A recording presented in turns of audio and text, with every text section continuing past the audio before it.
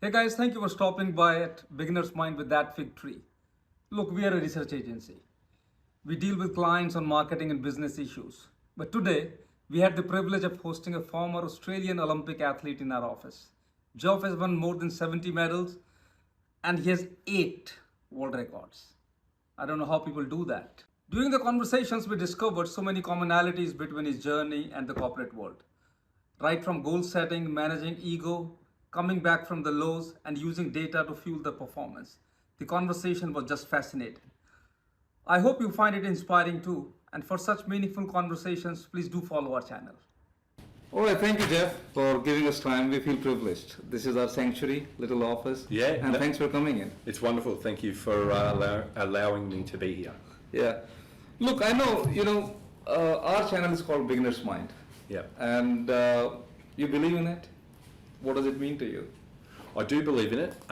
It's probably the more I started to, I guess, do a bit of research in terms of coming in here.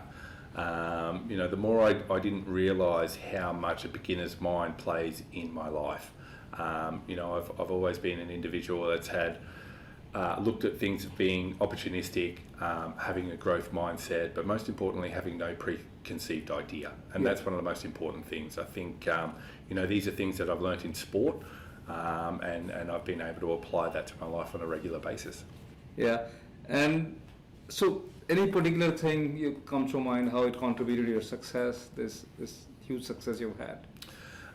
Well, I think, this is, when you look at sport in particular, it's not only is it just about being in the present, that once that race is done and it's been swum, you need to move on and then focus on the next race and then focus on the next race or the next event. Yeah. And this is one of the things with sport is that you can't have any preconceived ideas, because at the end of the day, you can only control the things that are in your control.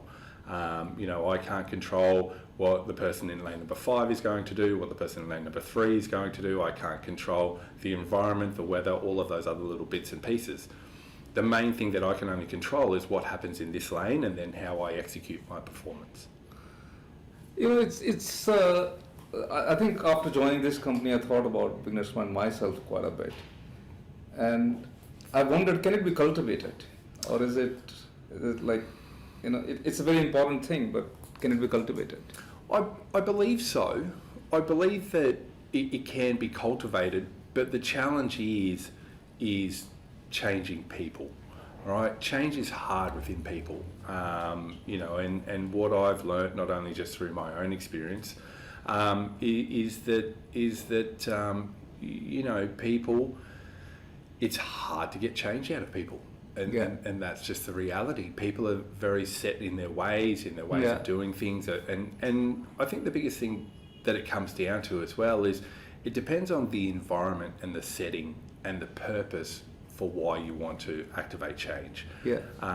Whether it's a way that you do things in work, whether it's a way that you have conversations or relationships. These are things, but that in itself is one component. I think the next component to that is it's one thing to change, but it's then how do you stay on that path? Does that make sense? No, it makes sense. Staying on the path and I think the bigger challenge is, obviously both are important, but the bigger challenge is, getting into that beginner's mind and taking as things as they come as new, and because we kind of walk through the memory all the time and, kind of get on with that. And well, humans are creatures of habit. Right? Yeah, so in a time of stress, people turn back to creature comforts and things that are easy for them. Yeah. And stress can come in many different forms, right? It could be time pressure, financial pressure, obviously work pressure, relationship pressures. And then in a time of stress, then people turn to creature comforts. So that in itself is the challenge. Whether it's to deal with stress, whether it's through exercise, it might be nutrition, it might be through through a whole range of other bits and pieces, but it's understanding when the stress is playing a component to the growth and your development, and then what are the factors that are holding you back from obviously growing and developing. No, that makes sense. And performance, I mean, this is like, I'm fairly active on LinkedIn, but not as much as you do. But a lot of people talk about performance, and they talk about performance as a very tactical measure, but I think mindset plays a role there.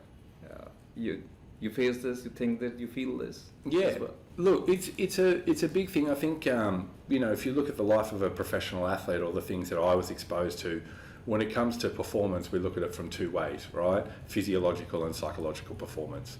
When you get to the Olympics, I've always believed that 90 odd % of people are at the same level. It then comes down to the psychological performance, right?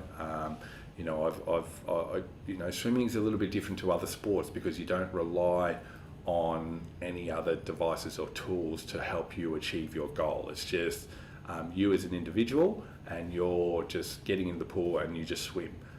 You're not relying on the mechanics of a bike, you're not relying on the mechanics of shoes or a whole range of bits and pieces, right? It's you and the water. It's just you and the water, and it's your ultimate performance. So when you step up behind the blocks, that's where I'm a big believer that it's 80% to 90% mental and 10% physical, because everyone is at that same similar physical level, but then it's that little 5-10% that gets you ready on race day. And how do you differentiate yourself? If it's 90%, or you make sure that you're mentally tougher than others? Is it like a routine or exercises, meditation? Yeah, look, I mean, everyone's different, right? I think, and what I've learned throughout this whole journey is that it's only what's happening on that particular day at that particular time, and that's the part that's most important, is about being present, because there's if I look at my career and I look at a number of races throughout my career, there are a couple of races where physically I was either the fittest or the strongest, or the athlete that had the talent and the ability to win, but then I didn't get the result that I wanted. Whereas there are other times where, as I've always said, what you give away in youth, you make up in experience, right? So, that's one of the best things about sport, or my sport in particular, is you go from point A to point B, or point A to point B back to point A, and then it's about how you approach it, and that's the mental side of it.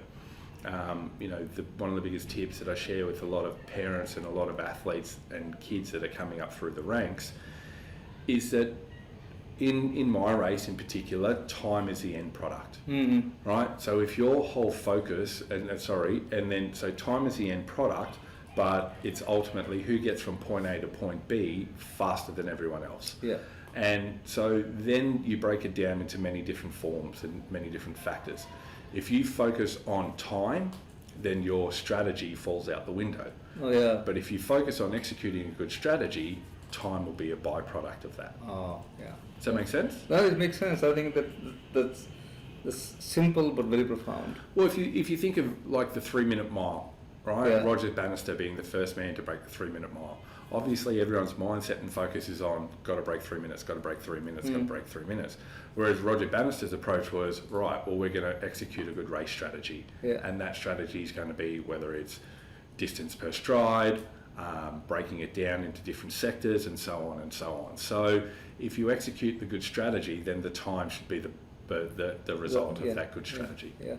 No, I think a little bit digression, but it's a good point for me to talk to you.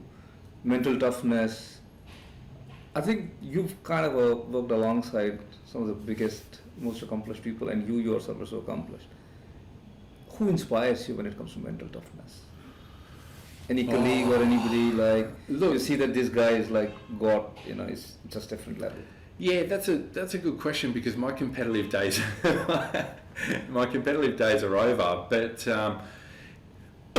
look, I think if I break my life down into different stages and phases, and I was lucky in my career, I had two parts to it. So there was the early phase where I was a young teenager growing up through the ranks, and then swimming at my first Olympics, to then the second phase of my life where I came from a different starting position and being an older athlete, and then coming back and using all of the tools I learnt in the first phase of my career and applying it to the second phase of my career.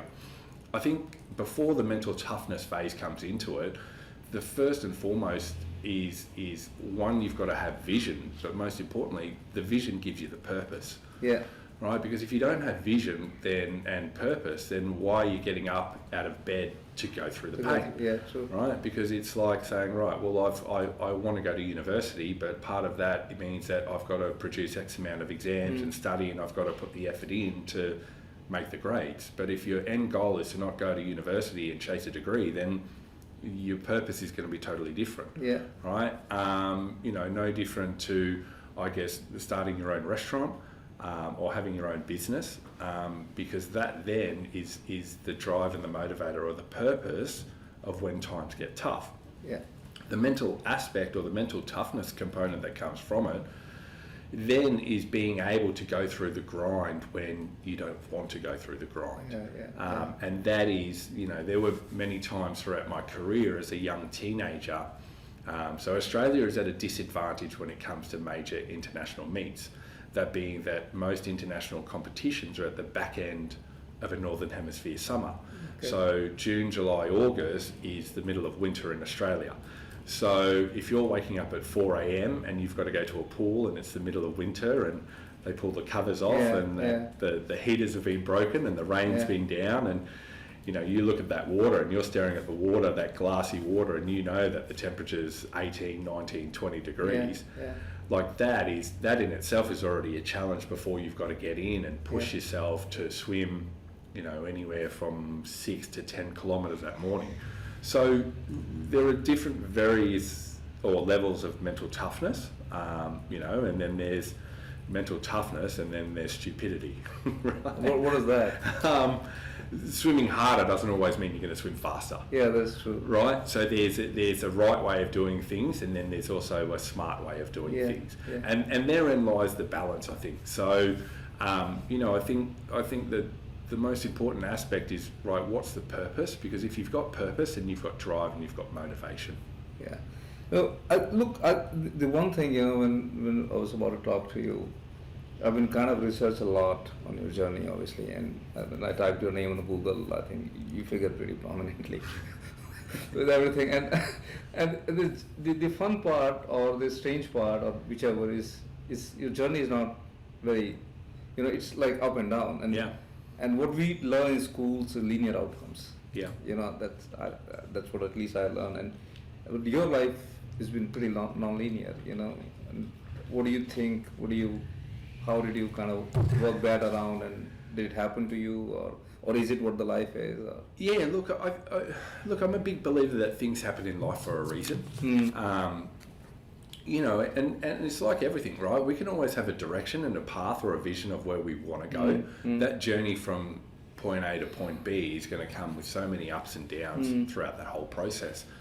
I think what I've learned most about that journey in particular is I've experienced some amazing highs and I've done some amazing things throughout my career, but I've also experienced some some terrible lows, right? And some things that most people probably wouldn't want to get exposed to. And as I go further along in life, I realise that a lot of people actually have been exposed to.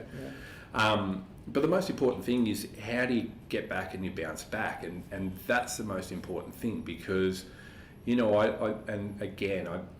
hate to use sport as the analogy, but this is the life lessons I learned in sport is what I've applied and made applicable to the things that I go through in life.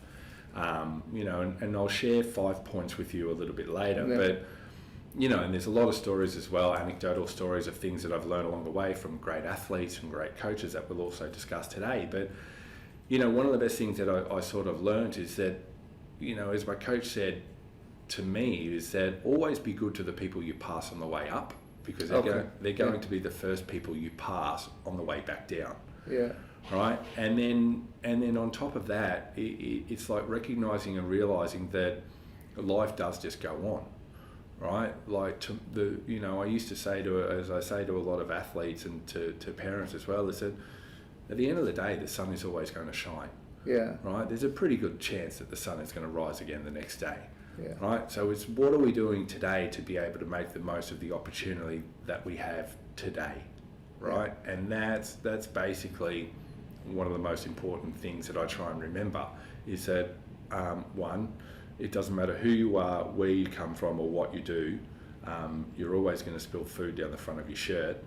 Two, the most important thing is being able to pick yourself up, dust yourself off, and then, continue on that journey. Yeah. No, but it's painful. I mean, I think non-linear journeys are there, and some people work on extremes. I think yours had that pendulum kind of thing, right? Yeah. Champion, then 47 kgs, this, that. You look different. Yeah. So that pain, how that gets managed, and what did you go through? And Well, the other thing to remember is whatever that defining moment that happens in time and in life is not going to be your whole entire life.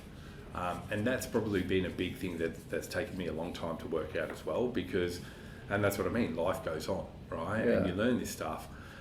With regards to pain, pain was a big part of my life because of some of the highs and lows that I went through, right? At a very young age, my father passed away. I had to make a hard call to say to my mum, hey, look, I love you, but I'm not going to live with you. I'm going to stay in this environment down there where success breeds success. And, my swimming club and my swimming coach, I was very lucky. I've had good mentors in my life and good coaches. I don't want to say mentors, but good coaches. And they've been very experienced. So, the first major coach that I swam with when I was a young boy put a swimmer on every Australian team from 1976 to 2016. So for 40 years there was method to his madness. He produced a lot of Olympic gold medalists, world champions, world record holders, and as a young boy it was about following the path and the process and the journey. So I might have been the smallest boy at the back of the lane as a 12, 13-year-old kid, but the level of professionalism I got exposed to on a daily basis was that of Olympic medalists, world champions, world record holders. So that pathway from junior development, state level, teenage years to international success, I got to pick the brains of these people on a regular basis every single day for a long period of time. And then, with that then, obviously then it was about learning through the process. So we talk about pain, right? I learned through the pain of some of the trauma or the things that I got exposed to at a younger age, I learned to channel that pain in a physiological way to then produce results. Yeah. Right? And that, when we're talking about competition or racing or even business, one of the things that I've always said is that, as I said, everyone's at a certain level, but what's that 1 or 2% mongrel, so to speak, right? That gets you from this point to that point. What's the fight in the dog that just takes you to the next level? And that's learning how to channel through the pain and being able to work through it. Yeah. Yeah, I think, look, this is success again we're talking about. I mean, you tasted success many times, like overall, a huge success. And I was just watching some documentary on a TV. It's about some of the biggest, the screenplay writers in India, and the kind of success they delivered is still not there with anybody. But I think their failure also came. And when I heard him, he said the success leads to bigger failures than a failure leading to failure, right? Right. You experienced that, you thought that, you agree with that?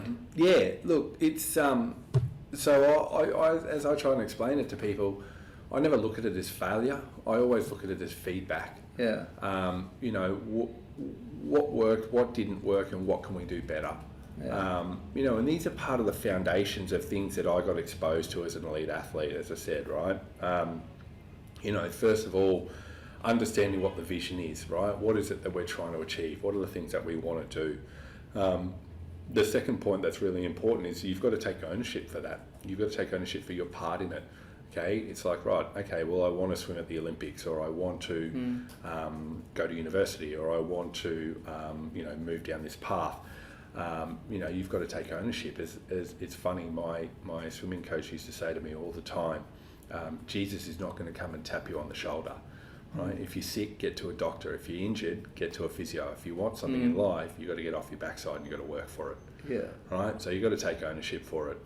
The third point that's really important is you've got to believe. You've got to believe that you can do it, right? You've got to believe that you are capable of not only doing it, but that you are deserving to be in the position that you're in. The fourth most important piece in this journey is that once you've got your vision and you know what it is you want to achieve, then what's your accountability plan, or what's your strategy to get there? All right, what keeps you on track day after day after day after day? Right, so one of the best things that I love about sport in particular is in sport you have certainty, because you know that on this day you've got a race. Okay. Right, you can't. There's no excuses. There's no nothing unless you have COVID again, which I don't think the world's going to shut down. But basically, in sport, you have certainty. You've got to step up. You've got to do the job, and you've got to produce. The hardest part in life, so to speak, or the challenges in the business world, is that the goalpost can shift on a regular basis. You know, you want to close a deal, but then the other party is sick, they're away, they've had a change in management, funding's been cut, and your whole mindset in delivering the deal or getting the job done that you need to get done, the goalposts have shifted. And then the goalposts shift again, and they shift again. The challenge with a lot of people is being able to stay focused and on track while there's so many outside variables that are moving the game. Right. So that's the fourth part, is the accountability the accountability plan. So what keeps you on track day after day? But then the most important part, as we were sort of alluding to, is it's never failure. It's all feedback. So what works and what doesn't work. Right? What are the things that you can improve? What are the things that you can do better? And that is one of the challenges I think that a lot of people really sort of struggle with, is to take the time to have the self-reflection on the journey that they've been on. Right? Okay, I've won a deal, I've lost a deal, I've lost a relationship, I've lost a property, I've lost a job. Right, so to have the self-reflection and ask yourself, okay, well, why did this happen, or how did I get in this position again? That's a hard question for a lot of people to have to work out. Right, and that's where, when you look at life being not so linear, so to speak, right, that's where you have your ups and downs.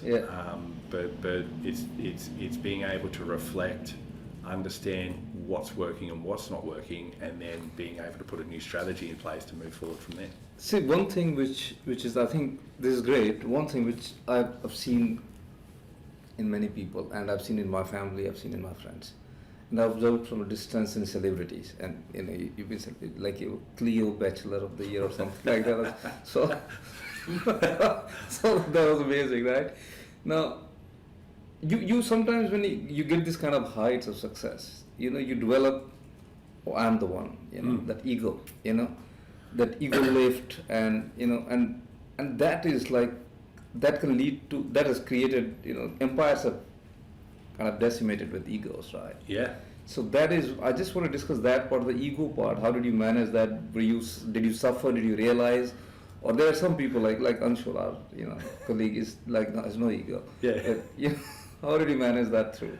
Look, that's a good question. I think, look, ego, if it's channeled in the right way for the right outcome, can be a very good potent force. It can be, if it's used in the right way. But the hardest part with this is then being able to listen, right? And you know, when you've got ego and ignorance and they come together, then basically it is fatal. This is where everything starts to fall apart with a lot of people, when they believe that they know everything, where they lose that growth mindset, where they realise, you know, that then you've got to have a better understanding then of what is their drive, what is their purpose, because you can have members of your team, depending on the business or the type of team that you're building, or what business that you've got. You can have people that have got great egos if part of that project or part of that plan is predominantly sales, and they're producing results. But if you've got a bunch of people, high functioning people that have got big egos, and no one's moving in the same direction, then you've got to have you've got to be smart enough to realise well, where are things going right and where are things going wrong? Yeah. And you know, like I said, if when ego and ignorance come together, that's where you have a lot of problems. But I think I try to do that, and a lot of my friends try to do it. Practice humility, because you never know when this demon strikes and makes you say wrong things at wrong time, you know, and that just could be ego. Now, how do you kind of you're a very humble person, right? And is it like you're like this, or you practice humility, or? Well, I think I learnt a lot about it at a very young age. Yeah. You know, as I said, I got to experience some of the highest highs that you can experience in life and in sport, and obviously some of the lowest lows that you can go through as well. You know, I think what I've learned throughout this whole journey is the only thing you can't get back in life is time. Everything else you can rebuild, right? You can rebuild your finances, you can rebuild relationships, you can rebuild your career, but time is the only thing that you can't get back in life. You know, and that sort of works into that whole concept of what my coach was telling me, right? Always be good to the people you pass on the way up, because they're going to be the first people you pass again on the way back down. And that's just a part of life, right? Like it's these are hard lessons to learn when you have everything and then you lose everything, and then you realise at the end of the day that it's all just stuff. Right? It's all just stuff. The clothes you wear, the cars you drive, the watches you wear, the places you live, it's just stuff, right? It comes and it goes, and it's just, you know, especially when it comes to cars, it's just about your ego, right? But a lot of people throughout their journey and throughout their different stages and phases of life will all experience this stuff. You know, if you reflect back on life, or if I reflect back on my life, you know, that the teenage years for me, I did a lot of hard work, and then I saw a lot of success at the end of my teenage years, and then you move into your 20s to 30s, and then that's still where you do a lot of hard work and there's a lot of growth and development. But by the time you get into your 30s, for most men, then you're starting to look at, right, well, what's next, right? So you're focused on career, and then you start focusing on family life, right? And then that stage from your 30s to 40s is predominantly trying to balance career and family life. And some people do it really, really well, and other people don't, you know, because not everyone has the tools to be able to manage these things properly and to manage them well. Once you get through your 30s and you start getting into your 40s, you start understanding and realising all the mistakes you made in your 30s. Right? And, you know, about relationships you lose, about poor financial decisions you make, poor work choices or decisions that you make. And then hopefully in your 40s, you use that knowledge and experience to then start creating and building the life you want from your late 40s, 50s, and so on. You know, I mean, that's the sort of simple way, and through my experience of how I've sort of reflected and you look on that. I look back on my life, but you know, life is just full of challenges, right? One day you think that everything's going well and you're moving in the right direction, and then some shit happens. You just get thrown a curveball where you go from being proactive in life, meaning, you know, you're living a life of design, as opposed to living a life of default where you're being reactive in spot firing and trying to put these little bits and pieces out. So the hardest part is being able to stay focused on the journey or the direction you want to go to, but also too staying true to yourself and your core values and your beliefs as an individual. No, I get it. I think it's touching. I think it's in some way the life. Sometimes I feel is a gift. I mean, you get to live it at least, and you get to experience these highs and lows. Now your Olympics, you know, you. They said that, you know, I've been watching Olympics this time as well, and it's good to talk about your Olympic moment, your aha moment. What was the aha moment of your Olympic career? Look, I had a few, throughout my life, the Olympics obviously was a big driver and motivator. So, and one of the best things I love about it is that every 4 years you get an opportunity to reflect on that part of the journey. So when I work with companies or when I work with athletes, it's like, right, short-term, medium and long-term goals. So predominantly where do you want to be, what sort of direction and where do you want to be in 4 years' time, and sort of what area. Medium-term goals are calibration goals that help lead you to that pathway of where you're going. And then short-term goals are anywhere from 3 to 6 to 12 months, right? So to take a step back, when I look at my life, you know, I remember that my first ever Olympic memory was watching a guy, an Australian swimmer called John Sieben, win gold in the 200 metres butterfly in LA. Right, and it's an amazing video to watch. John came through the stable of Laurie Lawrence. You know, came up through the ranks. He for a 200 metre butterfly, it's 4 laps. One of the hardest events that you can do. You know, in terms of toughness. Turned the 100 metre mark last, and literally almost lasted with 50 metres to go. So he started the strategic way of swimming a 200 metre race. Came from a long way back, got over the top of Mikhail Gross, who else was there? Pablo Morales, some amazing athletes at that particular point of time. And as a 5-year-old kid, I thought to myself, wow, this is what I wanted to do, right? I wanted to swim at the Olympics. I loved butterfly, it was for me. I remember in 1988, Duncan Armstrong won gold, 200 freestyle at the 88 Olympics. And then 1996, Kieran Perkins won gold in the 1500 freestyle. I mean, these are 3 key moments from my childhood. And if you ask many kids, that really inspired me. The KP one in 96 was amazing because no one expected him to win. And, you know, he made the final by a 1/10 of a second, and then from lane 8 he came out and swam the race of his life and come away with a gold medal. You know, there's many other different strategies and things behind that, but the fact that he was able to draw on his experience and do that. And, you know, from there, obviously Sydney had won the bid for the Olympics, so my drive and motivation of being an athlete or wanting to compete at my home Olympics, it was ingrained in me at a very, very young age. You know, so I've got many Olympic memories that I'm very fond of, that have helped drive and motivate me to achieve things in my life. And yeah, I'm just lucky that I've had these opportunities.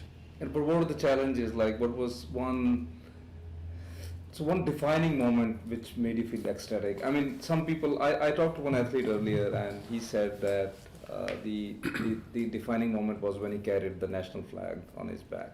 Yeah.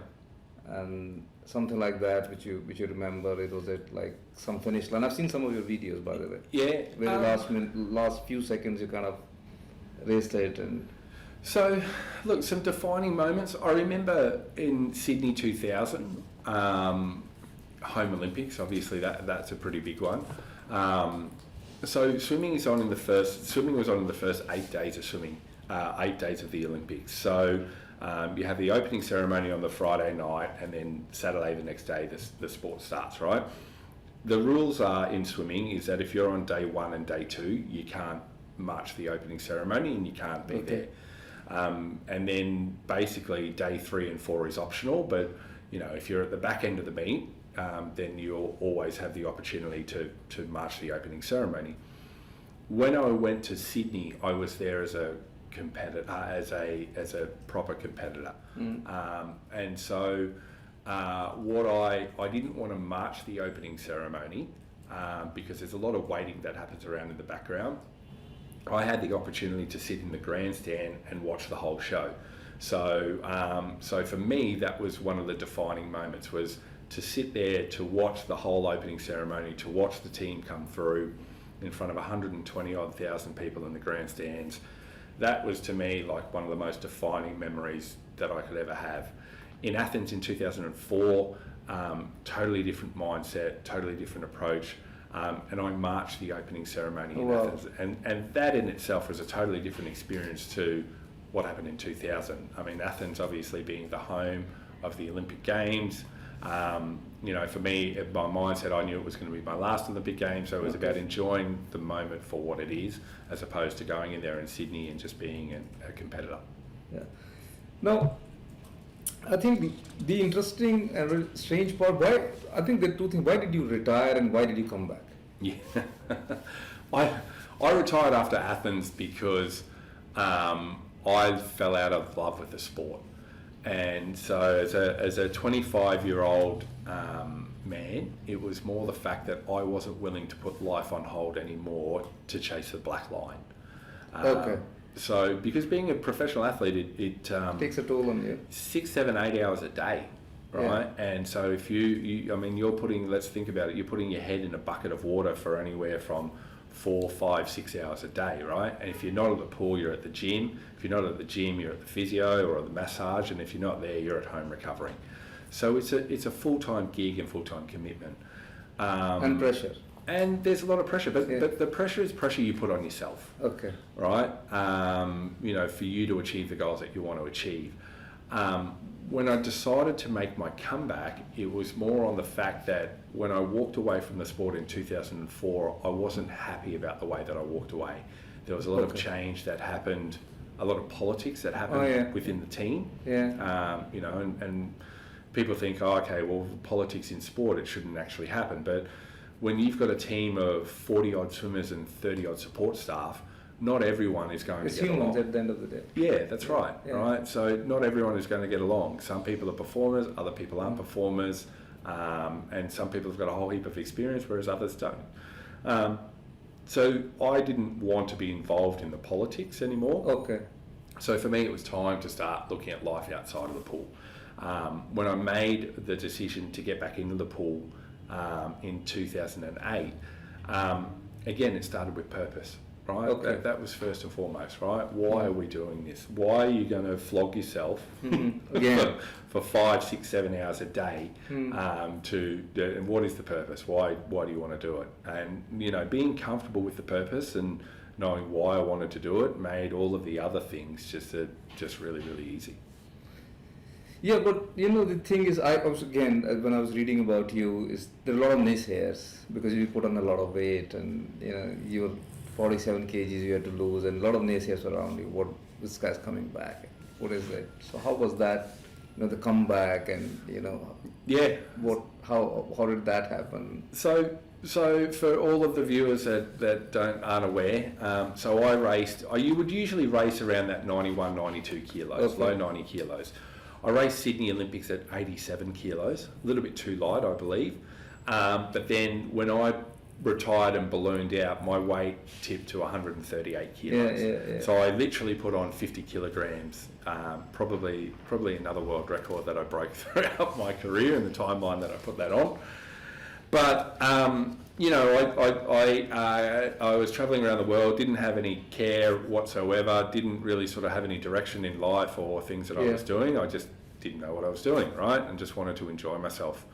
I got back and then started putting a plan into place to start losing the weight. Okay. Right? And that's probably the first and foremost. So there's the vision again. What's the vision? I need to start moving on a daily basis, right? I need to start losing this weight. So, dropped the first 20 kilos pretty easy and then got down to about 115 kilos. And then I was sort of fluctuating, right? Didn't really have any goals, didn't really have any purpose, but I was in a better headspace. Okay. And then with that being said, like I said, so in sport and life you have certainty. Yeah. Right? I knew that as a 29-year-old athlete, I knew that if I was to have another shot at swimming internationally again, now was the time to do it. Because once you get into your early 30s, it's the rate of recovery as an older athlete starts to affect your performance. So then it was quite easy to then start putting some goals in place. Okay. And it was like, right, well, what's a goal? I want to swim for my country again. Okay, well then how do we do that? And then I looked at a whole range of meets and I said, right, well, the Commonwealth Games in 2010 will be an easier meet. Correct, in India, will be an easier target to achieve. That being that when you go to the Commonwealth Games and World Champs, they have 50-metre races. But the Olympics, they only have 100-metre races. Okay. So I knew my 50 fly would be competitive. Okay. And then once I was on the team, then I had an opportunity to swim the other races. So it was very strategic, very strategic in the plan. And then from there, once it was the vision and I knew what I had to do, then it was like, right, well, let's look at the calendar year. So 2008 to 2009 to 2010. So then it was breaking it right down to, right, well, we're going to swim at these meets. This is where we're going to have training blocks in, and we're going to swim at these competitions. And this sort of touches upon the point that we talked about earlier about success, is that it's only by losing races that you understand how to win races. Yeah. Because it's about whether it's changing your reaction time off the blocks, your entry into the pool, or distance per stroke, or a whole range of bits and pieces, not getting on the wall fast, or rushing it in your first 25 metres. We get a lot of data from our races, and we're able to go back and reassess that data. So there's three things that we look at. We look at velocity, so we look at speed. We look at distance per stroke, so how long is each stroke, and then we also look at stroke rates, so your cadence. If your distance per stroke goes up, if your cadence goes up, your distance per stroke drops. Yeah. Yeah, makes sense? Yeah, makes sense. Right, and then we start looking at the yield chart. So you look at velocity versus distance, right? So the further the distance, your velocity starts to drop. So these are all of the little technical data things that we go back and assess race after race after race. And then from there it's about how do you put the strategy and the plan in place to then execute the perfect race plan. It's very well thought through. I mean, look, it sounds a bit, to me, I'm saying, well, it's pretty much very well thought through. It's a plan, it's a milestone, it's like any corporate plan. Absolutely, and it's very technical. Because it's, as an example, it's right, okay, well, we every year you get world rankings, so you know where people are positioned. There's a rule that is called 2 per nation, so that means only 2 people per nation can swim that event. Okay. So if we were doing the 100 butterfly and there's 5 of us in this room and the 5 of us are in the top 6 in the world, only the first 2 get to go on to swim at the World Champs or the Olympics. Okay. So number 3, 4, 5 and 6, out. Thanks for coming, right? And that's how cutthroat it is, right? So coming back to it, right, what's the strategy and what's the plan? Okay, well, I want to swim a time because that's my vision, right? I want to win gold, I want to swim a time. What time should win? 51.8. Okay, so then how do you swim 51.8? 24.4, 27.4, 16 strokes, 18 strokes, right? So now we start to really drill down and break down on the how are we going to achieve that goal, right? And then that is what forms your training plan and your progress from when you start all the way through to when you compete. And now I think you're not doing comparative swimming, right? No. But what's is still your life? Swimming is a big part of my life still. I do a lot of coaching. I have a swimming business. I also have a travel business that involves swimming, where I get to take corporates around the world to locations and places where I used to compete as an athlete, which is pretty good. And then on top of that as well, I get to do a lot of performance workshops where swimming is a bit of a foundation, but it's mostly how I apply all of the tools that I learned in swimming. Yeah, and the principles, and then apply that to life and business and success and overcoming adversity. I think you should think of opening a swimming business in India. There are no good swimmers there. I don't know. Absolutely. Always open to opportunities. No, I think I think your life is not just swimming, if I would say. It's much more, right? It's very impact based, it seems. And mental health is a area you're very passionate about. That's right. And why is that? I've had my mental health issues, which I discussed with you. Yeah. Look, I think it's something that affects everyone at a certain stage or phase in life. I've had, it's been well documented, some of the challenges that I've had through some mental health stuff, whether it's been depression. I've recently been diagnosed with ADHD. So, just getting a better understanding of the mind. And I think that this is something that I learned in swimming and in sport in particular, is that because in swimming you spend a lot of time with your head underwater. So you do spend a lot of time in your thoughts, right? And you get to analyse and reassess things. You're thinking while swimming. Constantly thinking, because your mind never stops. Right, your mind never stops, and there were times there, I remember in my junior career, but in the senior part or the second part of my career, where I'd come straight from a boardroom into the swimming pool, and I'd get 2/3 of the way through the set, and I'm not present because my mind is thinking of Wow. the meeting that we just went through, or the day, or a meeting that I've got coming up, or about a presentation that I've got to do, or how am I going to deal with these people, and therein lies one of the hardest things about obviously being in the pool, is being able to switch off. You know, I guess coming back to it from the mental health aspect of life, you know, we're all human, right? We're all built differently. We all have different levers and triggers and different experiences. But it's what do we do and how do we learn through that moment and through those experiences that help us in life after, or the next phase, or the next part of our journey of life. You know, and there's a lot of research that's out there. I've been fortunate to work with a lot of sports psychologists, exercise physiologists, a lot of amazing coaches, to have a good understanding of the way the mind works and the way we think. Obviously, that's a big component to racing and being an elite athlete.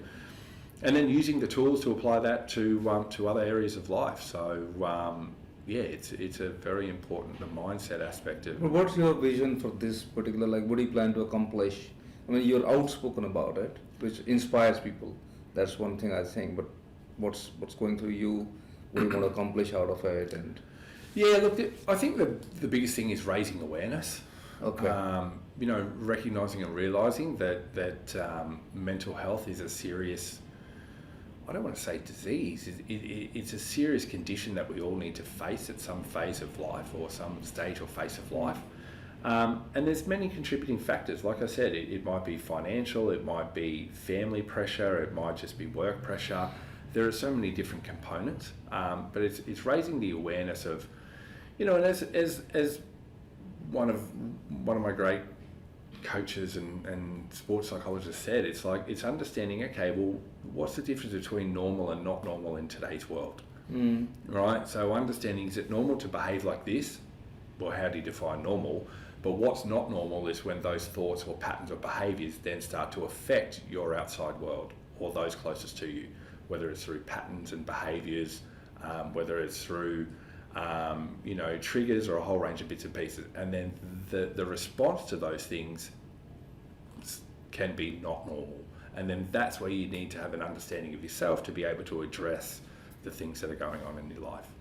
I mean, I think I just, again, on the mental health itself, like, what's your advice normally? Let's say if I come to you, Geoff, I have a thinking mind, I think all the time. Yeah. And, you know, I'm prone to depression, I'm prone to this. What will you suggest me? It's just advice. I'm not talking about medical advice, I'm talking about. Well, look, it depends. There's various levels, right? So having an understanding of lifestyle and where you're at as an individual. Okay. So, you know, I mean, the science is there, right? Moving on a daily basis, and also to having a better understanding of the nutrition or the types of food that we're putting into our body. Yeah. Right. So these are two things that affect dopamine and also affect our mood. Okay. So then like I said, having an understanding of what's normal as opposed to what's not normal, and then getting a better understanding then of what it is that you are trying to achieve, or what you want to achieve. I think, you know, as I share to a lot of my family and friends as well, there's a difference between having biased and unbiased advice, right? So point being is depending on who you're asking for the type of advice, and then understanding, well, what is their hidden motive, or what is it, what are they trying to get out of the advice that people are giving you, right? Because everyone's going to give you advice, right? Everyone's got an opinion, everyone will always give you advice, right? But having a better understanding, okay, well, what are their motives, what are their drivers, and what are the reasons for the advice that they're giving? And then trying to find that balance between the advice you get and then the advice from someone that's coming from an unbiased position. So someone that ultimately cares about you and your growth and your development and you as an individual, as opposed to everyone else that's trying to give you advice. Because all of your work colleagues will give you advice, all of your family will give you advice. You know, you within yourself need to know what's true within your values and beliefs in terms of the direction you want to move in with your life. Yeah, I think my thing on mental health is that we all need a bit of a training to accept somebody suffering from mental health, and it could be at various point of time somebody could suffer. The society itself is not very, they don't know how to deal with it. Like the same way, if you have physical injury, people can't do some jobs. Similarly with the mental health, Well, it's something you there can't is a very see. dark line for you. Right? It's something you can't actually see, and therein lies part of the problem as well. Yeah. So look, it's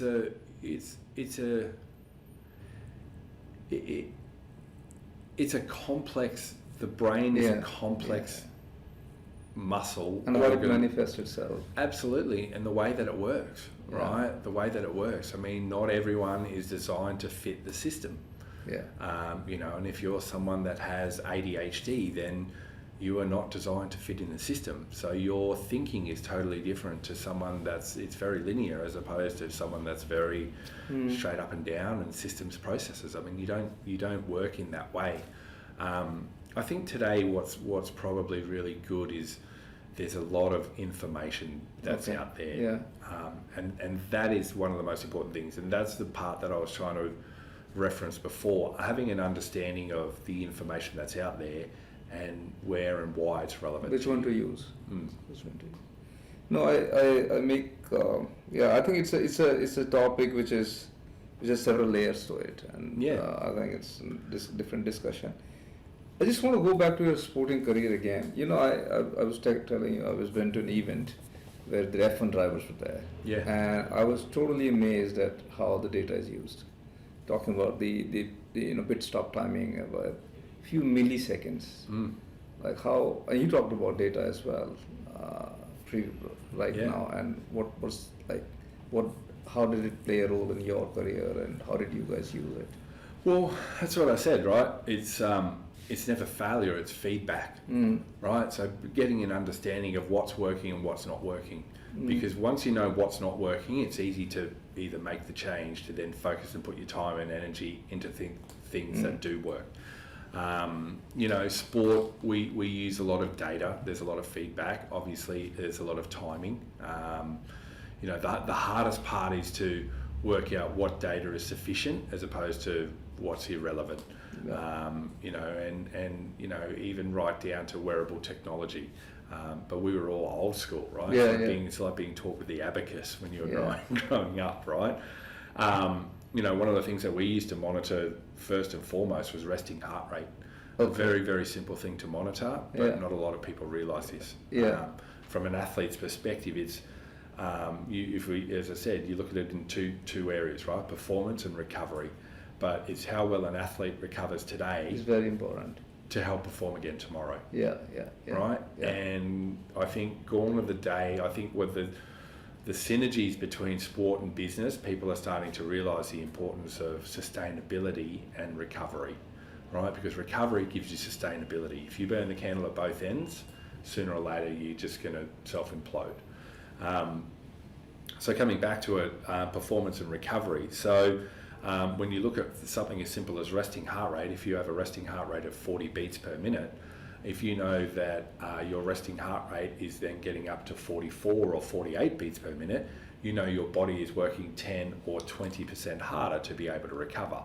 So you know that at some stage you're going to be prone to injury or illness, basically because your body is not recovering well from a good night's sleep. I mean, that's as simple as it is that when we can look at data, that's one of the most simplest forms of data if we're looking at in terms of performance. In the pool, the second time around when I was a professional athlete as opposed to the first time, we used to have cameras in the water, there were monitors all by the side of the pool, there was video technology, we could replay things, we can assess angles of entry into the pool, we can assess strategies on, like I said, the easiest way to increase speed is to minimise drag.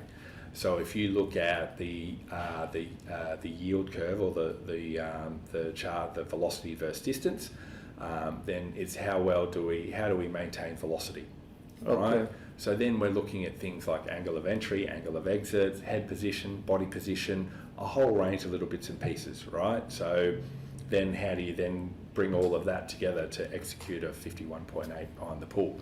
So there's a lot of data, there's a lot of feedback, there's a lot of things that you can actually think about. The hardest thing is how do you streamline it, simplify it to get the outcome that you want that doesn't just blow you all over the shop. So I think watching a butterfly, 100 meters of butterfly is like, oh, somebody's swimming, but it's like, There's a lot of thought that goes in behind it, right? Yeah. And that's where I said, if you focus on executing a good race plan, then time is going to be a byproduct. But if you focus solely on time and just getting in and rushing it, then data gets thrown out, then your performance is going to be poor. How do you manage the boredom here? I mean, too much of planning is boring. I mean. Well, so I'll give you another example, right? So when we look at, so as I said, we looked at three things. We looked at velocity, so speed. We looked at distance per stroke, and stroke rate, so your cadence. So a 100-metre race is won in the last 65 metres. Your first 35 metres is about easy speed, good distance per stroke, good velocity, because as you tire and fatigue, your distance per stroke is going to drop naturally. Right, so instead of being long, you're going to get shorter and shorter. So that means the first 25 metres, first 35 metres of your race is about easy speed, easy efficiency, good distance per stroke. 50-metre stroke rates is different to 100-metre stroke rates. So if I was doing 100 butterfly, my first 25 metres of the race, my stroke rates would be, say, 52 to 53 strokes per minute. If I do a 50-metre butterfly, my stroke rates will be at 60, 61 strokes per minute. So I'm rating faster. So if I assume a 100-metre race, but I start with a 50-metre stroke rate, right, what that means is my distance per stroke goes from 2.2 metres down to 2.1 metres, right? 10 centimetres, not a lot, yeah? 10 centimetres over 16 strokes is 1.6 metres. That's a lot. So if you were talking about feedback and then how do you swim a better race, right? This is where you go back to race after race to work out, okay, well, what's working and what's not working. Because 1.6 metres off the wall, that's the difference between me hitting the wall on the full touch, being able to get around, or me being 1.6 metres off the wall, which means I lose velocity. And being a small guy like myself, it's like turning the Queen Mary 2 around, right? Takes forever to turn around, right? So this is where we look at data. How do we assess it? How do we analyse it? How does it work? And how do we use it in training to then assist us in performance? So clearly very passionate about using data. It's been a big part of my life for a long time. Yeah, it seems like that. Now, I think a couple of more questions before I let you go. I think your talks, corporate talks, and I think last time you were at a very big technology company giving some, and you're a keynote speaker as well. Leadership, what makes a great leader? Oh, that's a good question. A great leader, someone that can rally the troops, someone that people have respect for, and can sell the vision and can get in there with everyone in the business, right? A great leader can be someone that can have a good understanding of your business, but and also of the sport, but is also able to hold the conversation with someone that's a junior in the team or someone that's a senior in the team as well, and being able to get everyone to move on the same pathways and for the greater good of the team or the greater good of the business. Simple but powerful. Not easy to execute all these. And are the leaders born? Leaders are born. You also grow. Okay. Leaders grow, and that's probably one of the most important things, because you have to have the ability to be able to listen and understand to all of the things that are going on, but then still make the best decision for what actually needs to get done for the team. As I was saying, it's when you've got a team of 40 odd swimmers and 30 odd support staff, not every personality is going to get along, but a good leader is able to rally the troops, keep everyone on the same playing field, and keep everyone working for what's best for the team as opposed to what's best for each individual. And when you advise all these business leaders, how do you draw a comparison, or how do you draw a parallel between corporate world and sporting world? Look, I mean, every organisation or every every business is different. You know, I guess that a lot of the comparisons I have are times when I was obviously in the swim team, but you know, during those times, that's totally different to the corporate world, because there are different factors, there are different outcomes, there are different personality, there are many different things, whether it be culture, different ways that people do business, different beliefs or so on. So I guess a good leader and a good team is to be able to bring all of the experience together and make sure that everyone has felt heard and everyone's input is validated, because everyone's input is what helps drive the organisation or the business to then go from one level to the next level. Because once you go from leadership and then obviously regional sort of leaders, but then that individual might have to look after below a team of 10, 20, 30 other individuals, right? So there's many different layers to I guess many different businesses. So it's a very hard one to answer. But I think, I'm sure there is clearly a parallel in the sense there's a goal setting, there's a discipline. All those, the ingredients of success are not very different, are they? So the foundations of success are pretty much, sport and business, this is where it runs parallel. You know, first and foremost, you've got to have the vision. You talked about vision so much today. Yeah, because people need direction. Yeah. You need direction. If you don't have direction, then what are you getting up for every single day? Yeah. Right? And the challenge for a lot of people is having purpose.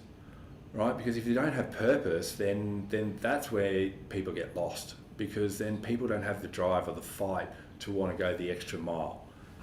You know, if they don't believe in a vision, or if they don't believe in the direction, sooner or later they're going to get to a point where then they're just either going to go off in their own different direction, and that's okay. Like, everyone's got different motivators.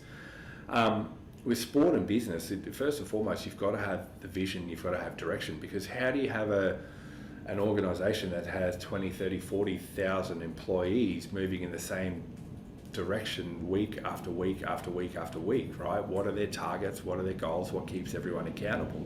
And that first and foremost starts with the vision, right? The vision of the business and the vision of the organisation. And then obviously you've got your beliefs and your values within the organisation. So this is the way we perceive ourselves in the marketplace, and this is what we want to be known for. And not all two industries are going to, or organisations within the same industry are going to have the same alignment or the same values. Yeah. Because for some companies it might just be like, right, well, we might be a hedge fund and we're hunters and gatherers and we're going to go out there for the kill, whereas a bunch of other people are like, right, well, we work in a different division or different department of the bank, and our values are while they're similar, but our motives or our purpose is totally different to this side of the business as well, right? So how do you find the alignment within what's necessary and what's needed? And you know, sport and swimming in particular there's a lot of synergies, because as a coach or as a head coach, is how do you have 5 or 6 alpha males and females that want to tear each other apart, still move in the same direction? Same happens in office. The same happens in the business as well, right? Yeah. How do you have 8 or 10 salespeople that want to tear each other apart and are so focused on KPIs and driven to succeed that they've still got to look after all of the other people that are part of the team as well? Yeah. Right. So yeah, there's a lot of similarities between the principles of success, but I think the most important thing is defining what does success look like to us. And that's the challenge for a lot of people, is being able as a good leader to communicate what success actually looks like, and then for everyone else to be able to step up to the plate to then hopefully achieve the goals of what's best for the organisation. We're coming to the last section of this interview, which is, again, what's wrong or right with the sporting world these days? Is it evolving? There is a certain thing called evolution, right? Yeah. What's wrong or right? I mean, I don't know whether it's controversial. What's working well, what's not working well? Look, it depends, and it depends on the individual. It depends on the individual, right? So if we break it down, so if you look at, you've got grassroots level sport, and then from there, from grassroots, you then look at state and regional sort of national competitions, and then you then tend to move into international competitions. Where you find the biggest dropout with athletes in sport in particular is around that 15, 16, 17 years of age. Right, Okay. so now start to think Pretty about young. it. Right, it's pretty young, and a lot of it has to do with puberty and development. Okay. Because some kids develop fast at 12 or 13, and other kids don't develop until 16, 17, or 18. Right, so then it's about understanding then how do you minimise the dropouts. Right, how do we keep people engaged in sport and moving? Because the things you learn in sport, you don't get taught in life outside of sport. And these are principles that you can take with you forever, right? Goal setting, vision, being coachable, right? Overcoming adversity, teamwork. Okay, people think, oh, well, swimming's an individual sport. If I had to go to the pool at 4 a.m. every single day and swim 8 to 10 kilometres, motivation goes out the window. But if I go with a team of 10, 20 other people and we're all working off each other to then achieve the goal, that's where swimming is a team sport. All right? Coming back to it, so then understanding the levers and the motivators of why people, what is the purpose of keeping them in? I realise that not every individual wants to swim at the Olympics. Okay, that's fine, that's great. But using sport as an enabler or sport as a pathway to life after sport, right? Does sport give you a free education? Can it get you into university, right? And herein lies the vision and that whole process and the steps that I was sharing with you before, right? Well, what's your vision? Okay, well, I want to be a computer engineer. I want to be a doctor. I want to be a lawyer. Okay, well, that's part of your goals. That's part of your vision. Then how do you get there, right? What's your strategy? Well, I'm a swimmer, and you know what? Like Stanford offers these programs, or Berkeley offers these programs, or USC, or one of the universities in the States, or I might actually want to go to university in the UK, or I might want to go to university in Australia, right? But sport is my pathway in because they have a swim team, a water polo team, a cycling team, a rugby team, right? So it's about getting people to think outside of the box, right? And that's the most important thing. It's like, okay, well, instead of giving up your sport at the age of 15, 16 and 17, can you use your sport to help get into university? Okay. Because ultimately you have to have an earn or learn mentality. Yeah. Right? If you're not earning $1, then you've got to be continuing your studies. Yeah. And that's probably one of the simplest ways of looking at it when dealing with that younger demographics, right? So, it's how do you fix a sport? I mean, it's a big question. It's a big question because grassroots level sport is totally different to elite level sport. Okay. That's a conversation we could have another day. Yeah. No, I think one last question which I need to ask is, there is a lot of literature written on why some people are rich, some people are poor. This literature of richness. Like there's a lot of motivational gurus have written it. There is a literature on why some countries are developed and why some countries are developing. But there are some countries which don't win any medals. And there are countries which wins so many medals. Yeah. India, 1.2 billion people, 5 or 6 bronze. Yep. What's going on? And the smaller companies, Australia, which is, what's the Population in Australia, I think 25 million. Yeah. Yeah. It comes down to culture, right? Then it comes down to culture. In Australia, Australia is a big sporting nation. It's part of our culture. Sport is not a big culture in India. I think predominantly, as we were talking about before, right? The two big things that come out of India are cricket and Bollywood. Yeah. Right, and then obviously education. Yeah, education. Engineers. Yeah, that's right. Engineers. Yeah, that's right. And then so that they tend to then be the three drivers and motivators, right? So if you're looking for, that's where the environments of success breed success, right? So then you have to understand the demographics of what's going on behind the scenes, right? And especially within the Asian continent, right? It's about how do we take ourselves out of poverty and create the opportunity for the next phase of life, right? We don't want to work on the farms anymore. We don't want to be in slums anymore. We don't want to do this. So what do we need to do? We need to further our education, right? So then the next generation, because obviously as parents, we don't want our children to go through the same hurdles or challenges or hardships which we have gone through in life. So it's like, right, okay, you're like, I don't want you to be on the farm your whole life.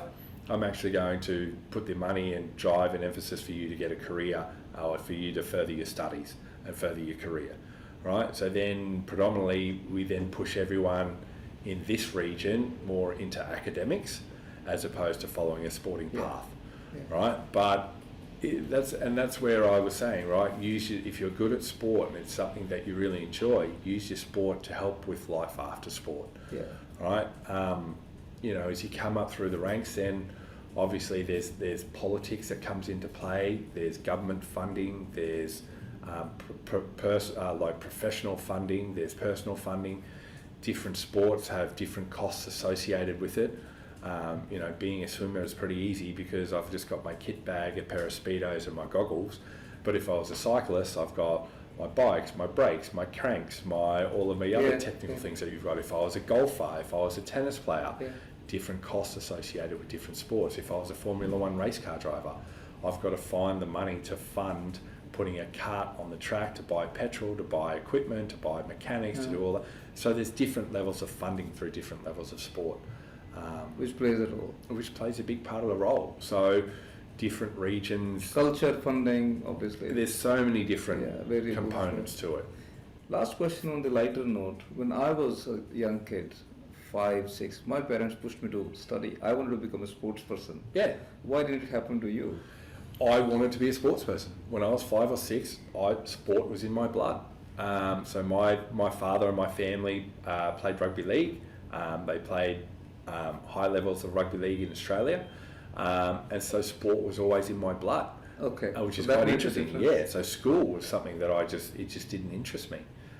Being active, running around with the boys, chasing, catching, kicking balls, doing all that sort of stuff, swimming, racing, running, that was a big part of my childhood. And now when I look back at it, obviously it suited my personality.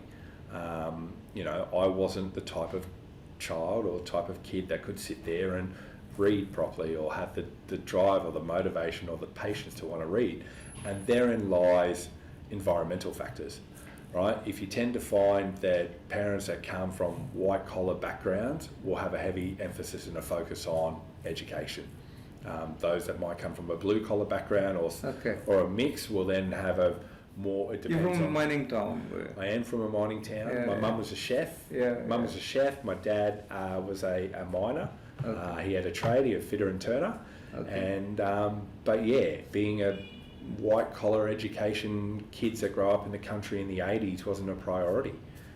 Were totally different priorities, right? So then, there's the whole question of nature versus nurture. Right? So if you come from a family of lawyers, naturally you're going to progress into that industry. If you come from a family of accountants or finance people, you're naturally going to progress down that career path because that's just what you know in life. All right, Geoff, I'm delighted to hear the story and I learned so much. And thank you so much for your time. Thank you very much. And appreciate, as I said, that this first Olympian I'm meeting in my life, so at the age of 50. So I'm so privileged and grateful. Thank you so much. Thank you.